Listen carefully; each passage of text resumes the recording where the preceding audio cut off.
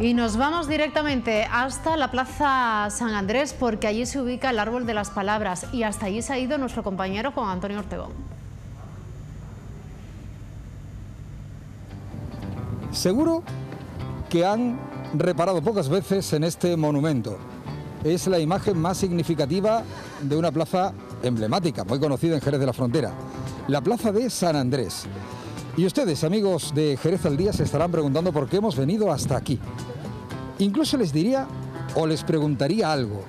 ¿Recuerdan ustedes cuál fue el primer libro que leyeron en su vida? Hagan memoria, es complicado, ¿eh? Es pregunta de trivia.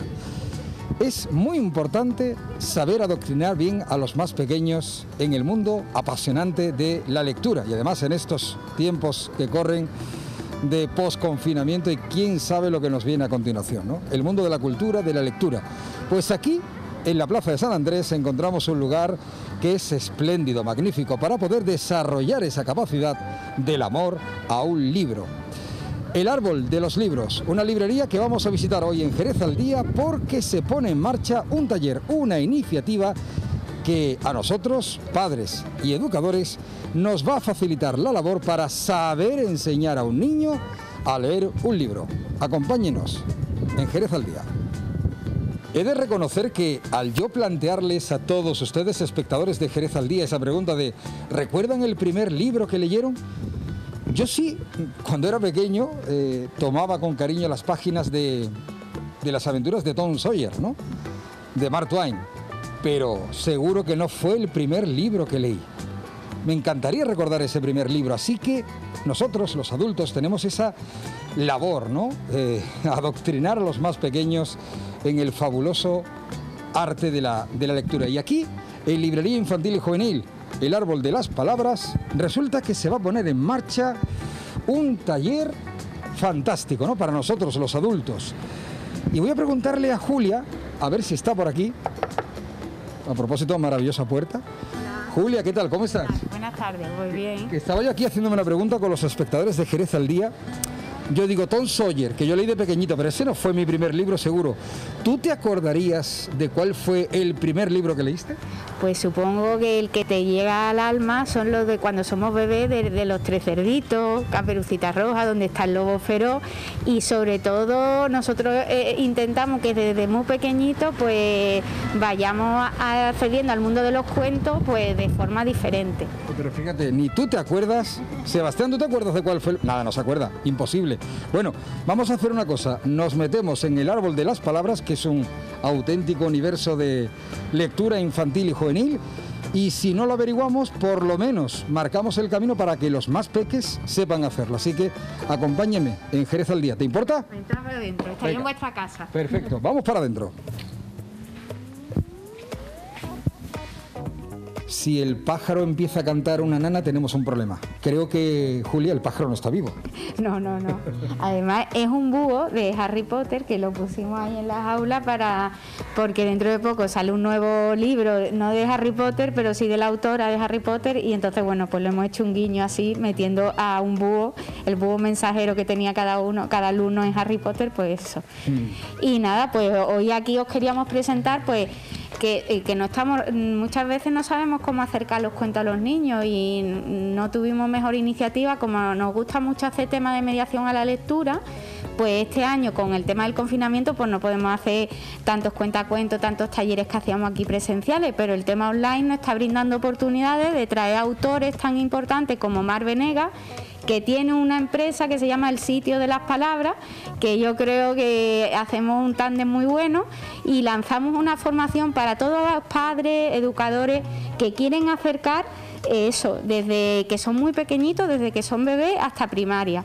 Y ella de forma magistral pues nos hace adentrarnos en los diferentes formatos de libros, cómo contar, qué contar, y la importancia de las palabras, la magia de las palabras, de cómo su combinación y su melodía hace que se adentren y se aficionen los niños y le despierte ese gusanito por la lectura, que es tan importante. Claro, a ver, fíjense en el nombre, ¿eh?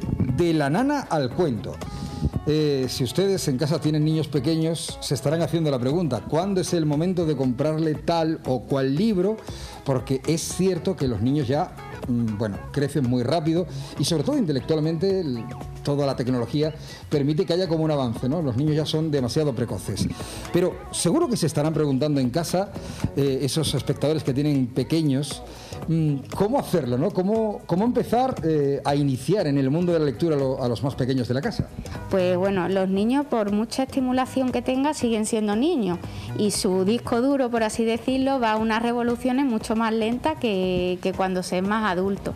Y esos ritmos y esos tiempos hay que respetarlos. Y el cuento y la literatura cumple ese factor, que es que cuando tú eres mayor lees más rápido y te lees libros de diferentes tipos que cuando eres bebé. Los más pequeñitos pues utilizan libros muy visuales, imágenes y textos muy sencillos, pero todos llenos de musicalidad o textos acumulativos. Entonces, bueno, a través de este curso que se organiza desde el Árbol de las Palabras y el Sitio de las Palabras, que su formación es online, con lo cual si tenemos a los críos durmiendo o eres profe y tienes ese hueco de tarde, pues te puedes conectar o verlo después más tarde. Y está muy interesante por el tema ese de acercarnos a la literatura de otra manera, que muchas veces pues no sabemos, pero ya le puedo leer un cuento si tiene meses. Pues sí, se le puede leer desde muy pequeñito. De hecho, las nanas, los arrullos son poesía. Entonces, bueno, pues yo creo que una suerte de contar con Mar Venegas, que es una maestra en ese tema y que está siendo un referente a la hora de adentrarse en la literatura infantil. Y yo no sé si ahora, quizás más que nunca, Julia, en estos tiempos que corren es necesario contar cuentos a los niños, ¿no? Para, no sé si en fin, evadirlos de la realidad. Yo creo... Bueno, a ver, permitir que los niños sigan siendo niños, quiero decir. No, y sobre todo un tema que es fundamental, que a través de los cuentos el niño, y se ha utilizado durante toda la vida, puede madurar esas emociones que él no sabe explicar ni sabe identificar, y que a través del cuento se siente identificado con esa caperucita y esos 3 cerditos ante un lobo o ante algo malo, y entonces aprenden que en la vida hay cosas buenas, pero hay que continuar, empiezan un poco a identificar ese imaginario que muchas veces la realidad no le permite, y sabemos que la fantasía y el tema simbólico es tan importante a esas edades, y el cuento es una función fundamental para ello. Claro, fíjense, quizás hemos tratado a la tecnología como una enemiga de la lectura, del libro físico, pero en este caso es una herramienta fundamental para poder llevar a cabo este curso online, este taller de la nana al cuento, porque va a permitir acercar a muchos adultos aquí en Jerez a una persona que está en Valencia. Claro, Mar vive en Valencia, Mar Venegas, y es una suerte porque, claro, traerla aquí, aparte de los costes del desplazamiento de avión y eso, un poco pues íbamos a limitar las posibilidades de este curso, que puede estar conectado uno del puerto, de Cádiz, de San Fernando o incluso de Madrid, porque es una formación online, con lo cual se puede acceder, y yo creo que es interesante. Y luego las tecnologías, fijaros que voy a acercarme un momentito, espera. Claro, se va a ir un momentito fuera de plano, ahí. Fijaros, esta es una colección que sacó Mar Venegas, sí, que se llama la colección Cereza, y fijaros como la tecnología no está reñida con el cuento rimado, y al final fijaros que viene un lector QR que te canta el cuento, con lo cual facilita mucho a aquellos que no cantamos muy bien y no sabemos, pues está funcionando muy bien en las guardes, este tipo de lectura, que muchas veces las profesoras no tienen recursos ni se saben muchas canciones o canciones nuevas, y estas están estudiadas para un poco despertar a los niños eso. Sin duda alguna. Bueno, háblanos del curso, si quieres, sujeto por aquí, mientras tienes ese cartel. Pues, ¿a quién va dirigido? ¿A padres, educadores? Exacto, sería dirigido a padres, educadores y a todos que quieren acercar la literatura a los más pequeños, a esos abuelos que se quedan con los niños, o a aquellos que tienen inquietudes de entender los diferentes formatos del libro y cómo adentrarnos en la magia de la literatura. Está orientado a infantil y primaria. Y bueno, pues se accede por varios módulos. La formación sería del 15 al 30 de noviembre y las sesiones en directo sería 16, 19, 23 y 26, de 6 a 8. ¿Qué pasa? Que si esos días no podemos conectarnos, lo bueno que tienen las tecnologías es que se quedan grabadas y después lo podemos ver cuando bien podamos. ¿Y en qué van a consistir esas clases? Pues va a haber una parte teórica y luego es muy interesante porque manda muchos ejercicios, con lo cual nos pone un poco nuestro imaginario a que funcione nuestras neuronas, ¿no? Claro, porque tú fíjate que siempre tenemos esa imagen, el estereotipo, ¿no? ¿Cómo se cuentan los cuentos a los niños? Te acercas a la cama, abres el libro, con un tono dulzón, había una vez, ¿no? Empiezas así, pero realmente ya hay otras muchas maneras, ¿no? Hay muchísimas maneras y te sorprenderá, porque yo cuando conocí a Mar me sorprendió de las diferentes formas y lo divertido que es, que yo creo que muchas veces volvemos a ser un niño y nos ponemos a su altura con estos ejercicios. Hay que meterse en el papel, claro, ¿no? Claro, y Mar Venegas lo explica muy bien, lo ejemplifica muy bien. Y yo creo que nos va a dar muchos recursos y sobre todo entenderemos mejor cuando te recomienda el librero, hay este libro pero tan pequeño, y veréis cómo sí. Y nos va a enseñar los diferentes formatos. A ver, que las cosas cambian, pero lo de la había una vez, eso no cambia, ¿no? ¿O sí?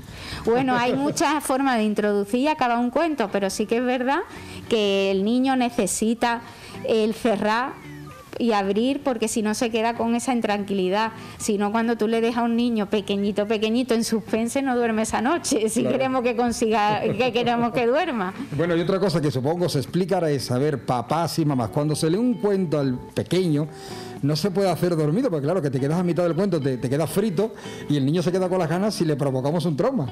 Sí, bueno, pero es habitual que el niño acabe de contarse todo al padre dando cabeza, ¿no? Efectivamente. Bueno, habrá técnicas, ¿no? Yo creo que técnicas, sí. Trucos y sobre todo, es una forma la lectura de acercar a padres y adultos con los pequeños, ¿no? Y sobre todo que cuando te adentras en estas edades en el cuento, hay mucho amor, mucho respeto, y eso es muy bonito, y esa magia que podemos disfrutar a esas edades, después cuando son adolescentes pues ya se pierde, ¿no? Esa conexión que teníamos con nuestros hijos, ese hijo ahí arropándolo por la noche, es diferente y tenemos que aprovechar todo. Yo invito a todos aquellos que tienen esa oportunidad y que no saben muy bien esos recursos, pues apunten a este curso, que yo creo que va a ayudar mucho. Bueno, y además, piénsenlo, detenidamente.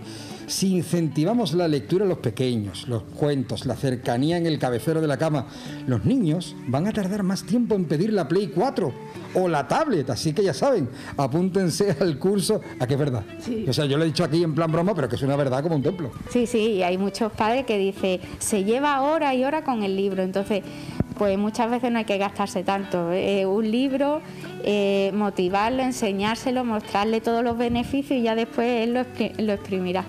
Bueno, creo que va a salir ya la Play 5, en fin, yo me estoy quedando atrás.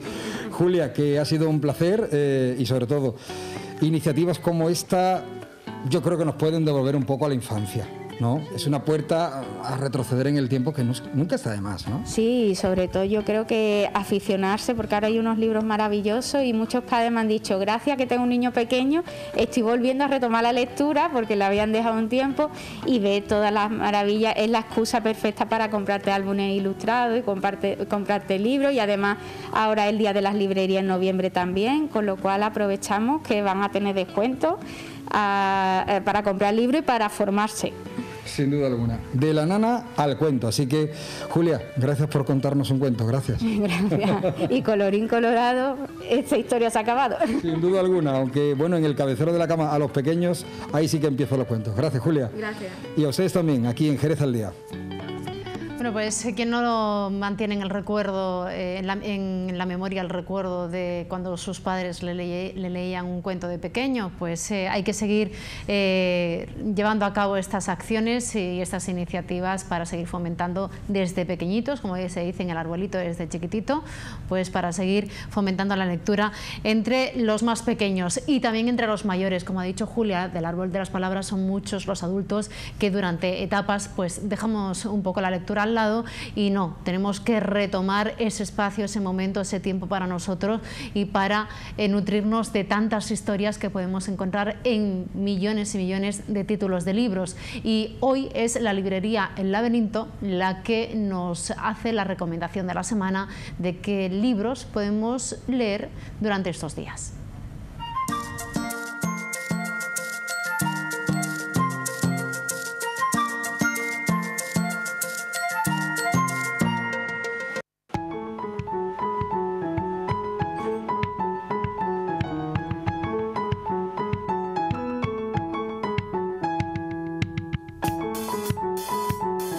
Pues mira, hoy traigo 3 recomendaciones. Empezamos con Stoner, de John Williams, editado por Baile de Sol, un clásico norteamericano contemporáneo que durante 65 años estuvo totalmente olvidado hasta que apareció una de estas listas que hace el New York Times de los mejores libros del siglo XX. Es un libro sencillo que narra la historia de John Stoner, un profesor universitario a lo largo de su vida, pero que, aunque tenga esa simpleza en cuanto a su sinopsis, la forma de narrar que tiene, con esa moda de visualizar lo que fue la historia del siglo XX norteamericano a través de este personaje, te hace que el lector, mientras vaya leyendo, se quede totalmente ensimismado, porque se da cuenta que está ante una obra maestra. O sea, obra maestra. O sea, sin lugar a duda, aunque es una palabra que se utiliza mucho, pero en cuanto a Stoner, es una obra maestra totalmente olvidada y que hay que rescatar poco a poco. Me dices, para conocer un poco la cultura del siglo XX norteamericana. Exacto, todo lo que fue el periodo de entreguerra, el crash del 29, la Primera, Segunda Guerra Mundial, pero todo a través de los ojos de este profesor universitario. Sin duda alguna, buena recomendación. ¿Qué más tenemos por ahí, Adrián? Pues mira, venimos con uno de los libros que ha dado y mucho que hablar durante este verano, Panza de burro, de Andrea Abreu, editado por Barre, una editorial sevillana. Esta escritora en 4 meses este verano ha conseguido vender 10.000 libros, ha sido todo un éxito, un libro de boca a boca, y que ha sorprendido mucho por la frescura, con el lenguaje que utiliza, la historia de 2 niñas preadolescentes, una historia de amor en un pueblecito pequeño de las Canarias, y es un libro que va a gustar y mucho a todos los lectores. Sobre todo yo creo que ya el título Panza de burro es como muy rompedor, ¿no? Sí, quien no lo sepa, panza de burro es el término que se utiliza en las Canarias cuando el cielo está todo nebuloso, con una especie de color ceniciento, y tiene que ver mucho con ese verano que viven estas 2 niñas en el pueblo canario. Sí, que viene además ese aire como de polvo africano, y además como que también da la sensación de que es una lectura rompedora, ¿no? Totalmente. Como te he dicho, es un lenguaje muy de la calle, pero muy fresco, con mucha gracia, y contado por una escritora joven de 25 años que está dando mucho que hablar. Fíjate, de Stoner a Panza de burro. Y no hay 2 sin 3, Adrián. Exacto. Y como bien sabéis, somos muy amantes en el laberinto del cine. Discúlpame, ¿hace falta presentar ese libro? Bueno, sí, creo que hace falta presentarlo, aunque es un clásico, Psicosis. Esto es el libro del 60 aniversario que acaba de publicar Notorio, una de las mejores editoriales españolas en cuanto a libros de cine, escrito por 4 especialistas de cine, entre ellos Jesús Palacio y Enrique Ross, y es un libro que incita a ver una y otra vez este clásico de Alfred Hitchcock. Fíjate que yo estaba pensando, pasar un confinamiento en esa casa, ¿te imaginas? Pues la verdad que no, esperemos que no, pero bueno, es un libro que va a gustar mucho a todos aquellos cinéfilos. Sobre todo yo creo que tendrá otras aristas, ¿no?, a lo que nos ofreció la gran pantalla. Exacto, exacto, como te he dicho, son 4 profesores universitarios que cada uno tiene un punto de vista diferente a la obra original, y con un buen decálogo de fotografía y documentos que te va a hacer ver con otro ojo este clásico que hemos visto todo el mundo. Y aunque no lo parezca, no terminamos psicóticos en esta visita al laberinto. Adrián, muchísimas gracias. Muchas gracias a ustedes.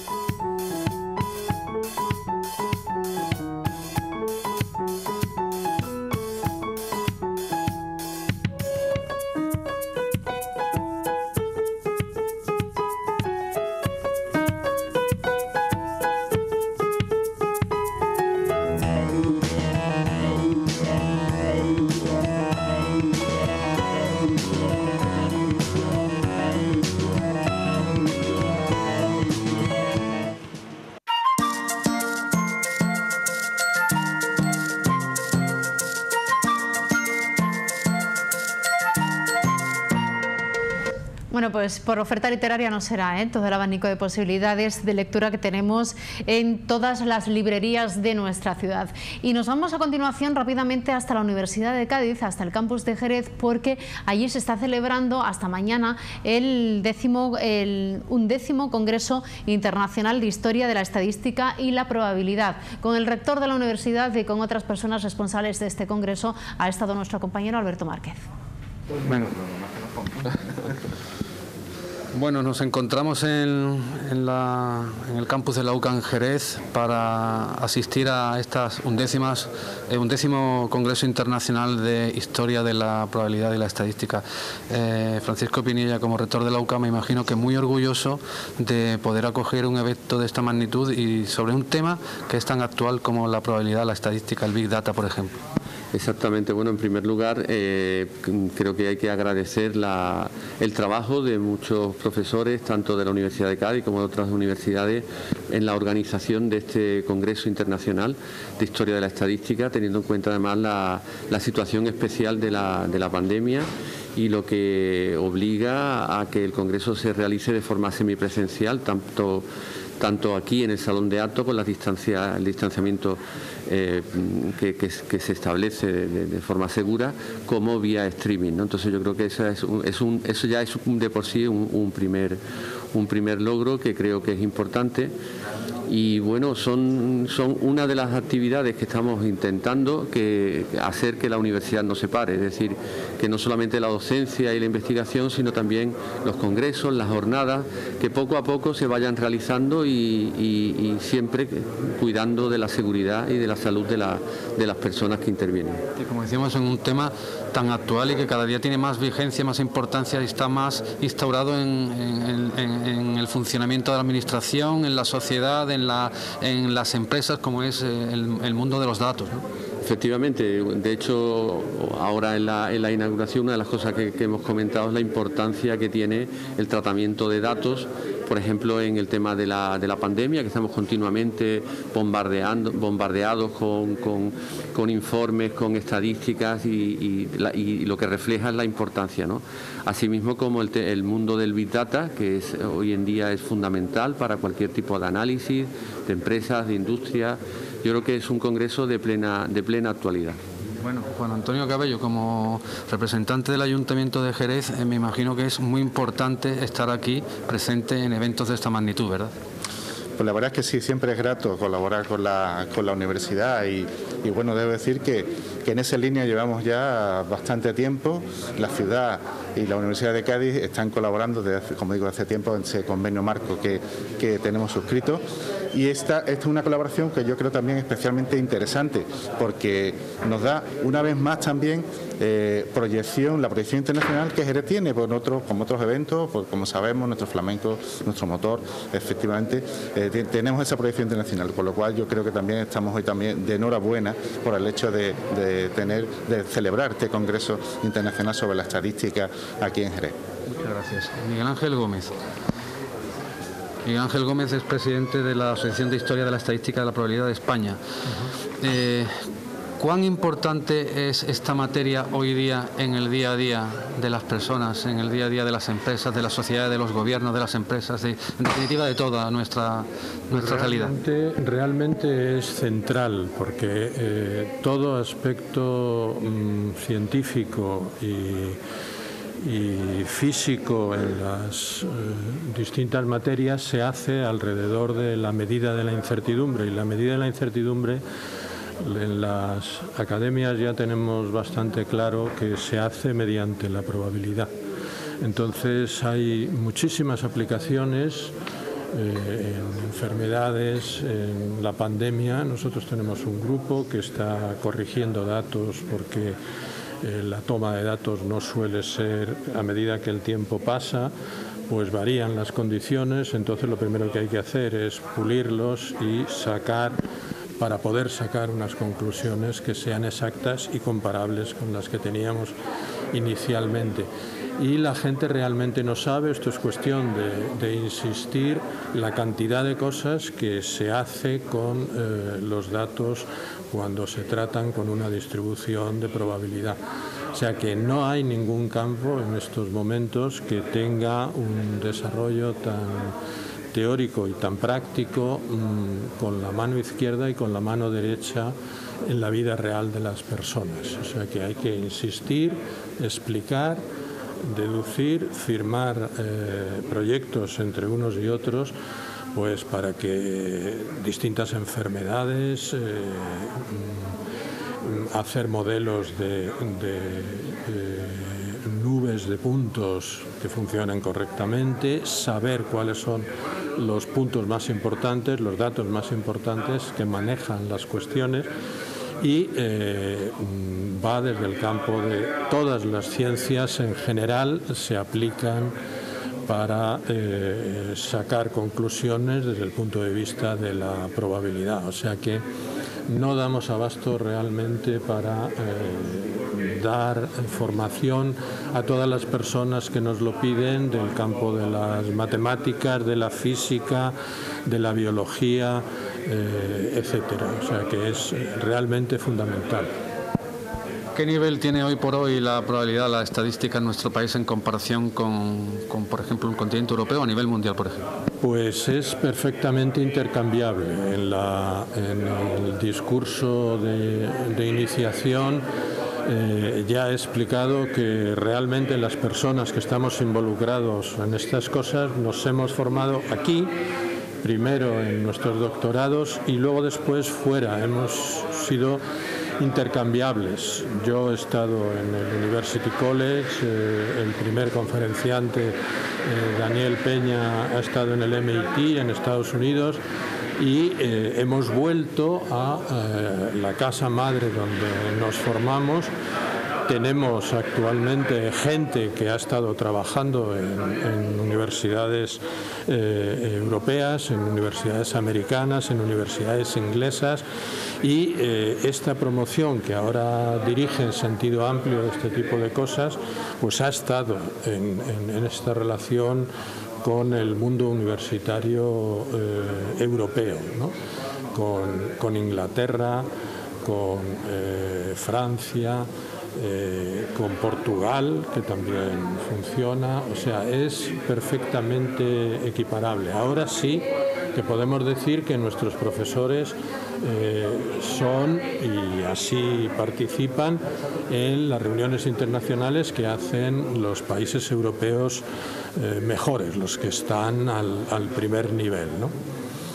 O sea que realmente este es el primero. Sembró la promoción anterior, los que, en mi caso, yo hice la tesis aquí en España, pero luego salí inmediatamente a Inglaterra y ya fuimos funcionando y pasamos estancias en estos países cada vez más, y es que no damos abasto a más salidas y más traer gente de primera. Ya para terminar, ¿qué importancia tiene un congreso como este que cumple 11 años en la actualización de la estadística entre los profesionales del sector? Pues es muy importante porque realmente en España hasta hará 10 años se hacían grandes esfuerzos, se gastaba dinero, pero ese esfuerzo no era sostenido en el tiempo, y en cambio ahora ya hay una masa crítica suficiente española que viaja fuera y que mantiene el fuego sagrado de ir haciendo contribuciones.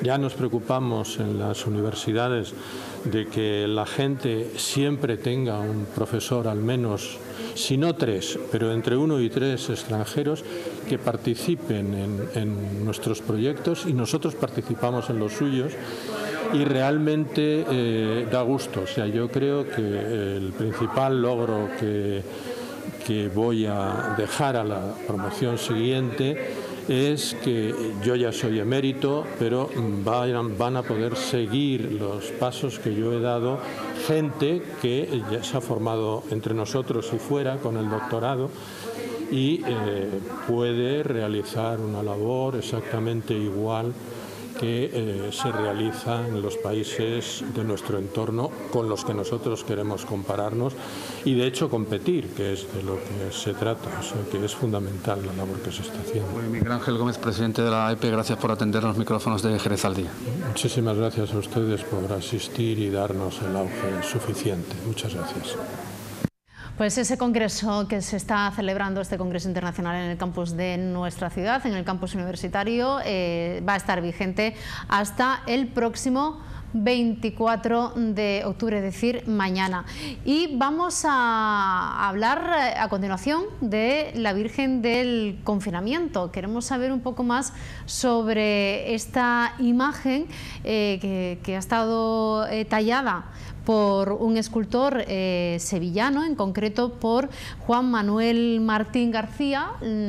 Ha estado trabajando en esta talla durante todo el tiempo del confinamiento. Precisamente, finalmente, esta imagen, que además fue bendecida el pasado 13 de septiembre, lleva este nombre. La imagen se está exponiendo en diferentes lugares de nuestra comunidad autónoma, y este fin de semana va a estar aquí en nuestra ciudad, en Jerez, en concreto en el santuario de María Auxiliadora.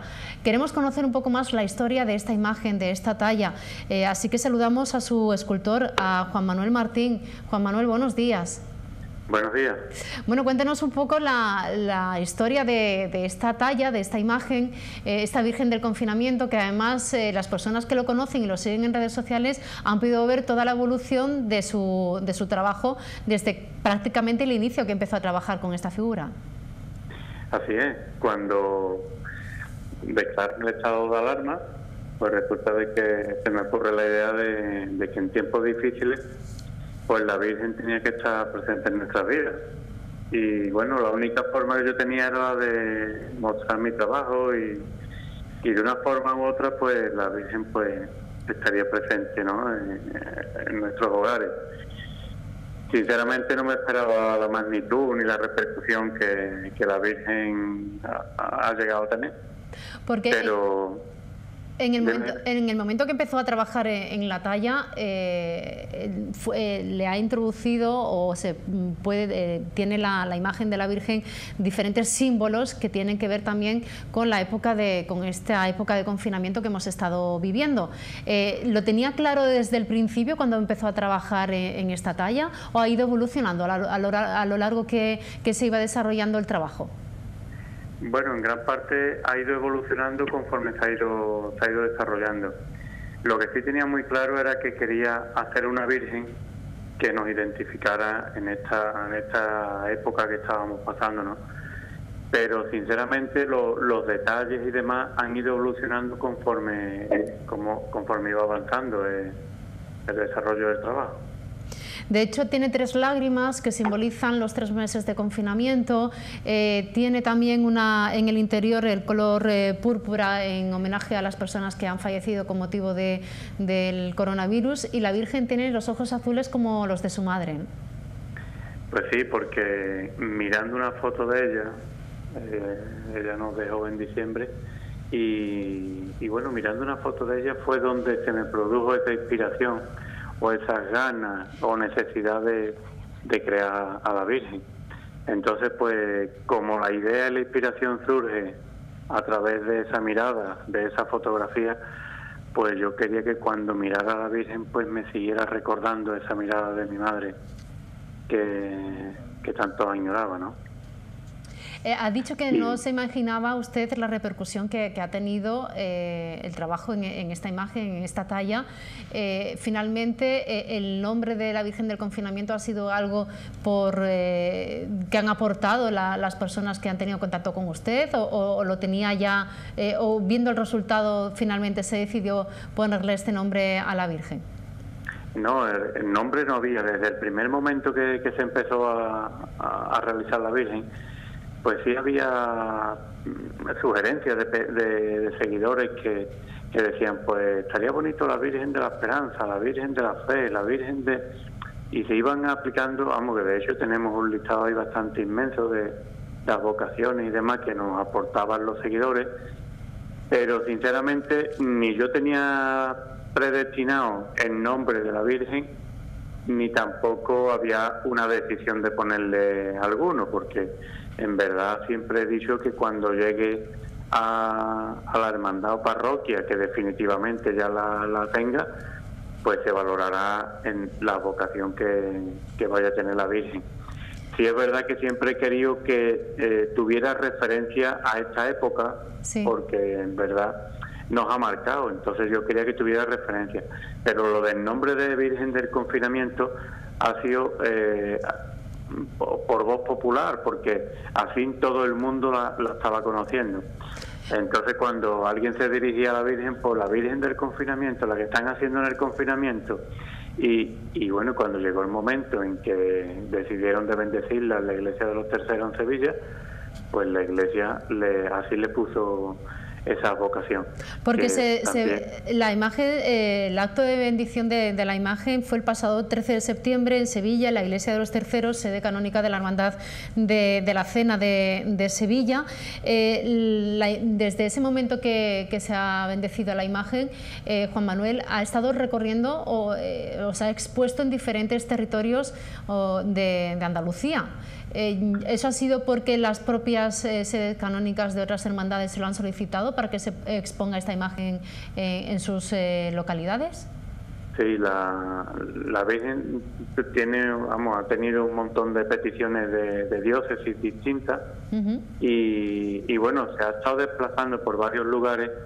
Sí es verdad de que hay muchos que se han quedado en el tintero porque debido a la situación que estamos atravesando y con los protocolos que tenemos que regir de distancias y demás, pues ha sido complicado llevarlo a muchos lugares. Cabe destacar, bueno, que había peticiones que incluso ya casi apalabrado para acordar fechas y demás, pues en Huelva, Málaga, en Almería también, en Alicante, Madrid, en fin, que había un montón de diócesis que nos la han solicitado para que la Virgen estuviera allí unos días. Pero claro, por problemas de que ha habido comunidades que han retrocedido fases, claro. Ha sido muy complicado. Entonces la Virgen... Dime. Dígame. Entonces la Virgen estuvo... primero iba ya a un hospital que era de San Juan de Dios, de aquí de Sevilla, pero por lo que estoy comentando fue imposible de poderla trasladar. Entonces estuvo en Cádiz, en la parroquia Nuestra Señora de Lourdes. Luego estuvo en Sevilla, que fue de donde se bendijo, y ahora pues estará en Jerez. Este fin de semana en Jerez, en el Santuario de María Auxiliadora, sede canónica de la Hermandad de la Redención, por cierto, que va a estar expuesta de 11 de la mañana a 2 de la tarde y de 5 de la tarde a 8, tanto mañana sábado como el domingo. Juan Manuel, ¿ya sabe a dónde o a qué se va a donar la imagen? ¿Dónde va a tener ya finalmente pues su casa, esta Virgen del Confinamiento? Sí, es verdad que ya estamos con todas las peticiones sobre la mesa.